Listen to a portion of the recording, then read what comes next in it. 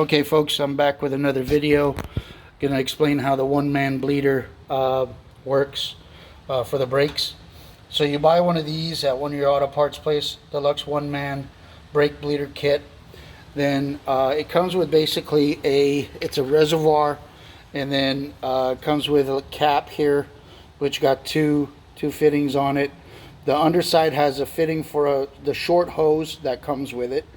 Make sure that you fill a little bit of fluid in your reservoir there, so that the hose actually goes down into the fluid, because the purpose of bleeding the brakes is to get all the air out of the system and only fluid in there.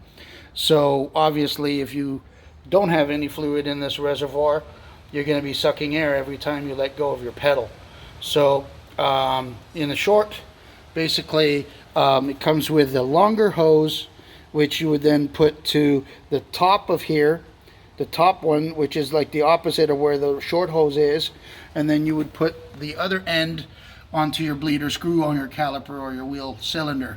You then crack open the bleeder screw just a little bit, and then you can make sure, of course, your brake master cylinder has a full with fluid. And then you go inside the car, you slowly press the brake pedal down all the way to the floor, hold it for 1, 2, 3 seconds, and slowly let it go, and do that about 2-3 times. Then you come back and check your master cylinder to make sure that the brake fluid is full, and then of course you can redo it again another 2-3 turns, and then close the bleeder screw up and check your pedal to see if it's firm. Hope this helps, and we'll see you on the next one.